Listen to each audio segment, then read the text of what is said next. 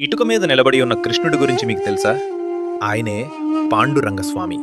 పద్మపురాణం ప్రకారం ద్వాపర యుగంలో వృద్ధులైన తల్లిదండ్రులనే దైవంగా భావించి సేవ చేస్తున్న పుండరీకుడు అనే భక్తుణ్ణి దీవించడం కోసం సాక్షాత్తు శ్రీకృష్ణుడు తన ఇంటికే వస్తాడు. కాని తల్లిదండ్రుల సేవలో మునిగిపోయిన పుండరీకుడు స్వామిని కాసేపు వేచి ఉండమని ఒక ఇటుకను బయటికి విసురుతాడు. సాక్షాత్తు పరమాత్ముడైనప్పటికీ తన భక్తుణ్ణి దీవించడం కోసం ఎంతో ఓపికగా ఆ ఇటుకపై నిలబడి వేచి ఉన్న అద్భుత రూపమే ఈ పాండురంగ అవతారం.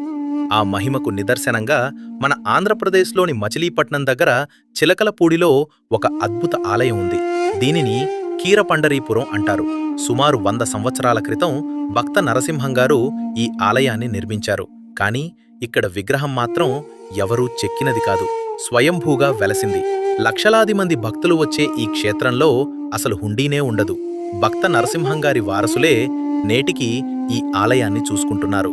ఇక్కడి మరో ప్రత్యేకం, భక్తులు నేరుగా గర్భాలయంలోకి వెళ్లి స్వామి పాదాలను తాకవచ్చు. మరో ఆశ్చర్యకరమైన విషయం, గర్భాలయంలోని స్వామి నుదుట ఉన్న వజ్రం, చీకటిలో కూడా ఆ వజ్రం మెరుస్తూ భక్తులను మంత్రముగ్ధులను చేస్తుంది. సముద్రపు అంచున పవిత్రమైన కోనేరులతో విరజిల్లుతున్న చిలకలపూడి పాండురంగస్వామి ఆలయం ఒక ఆధ్యాత్మిక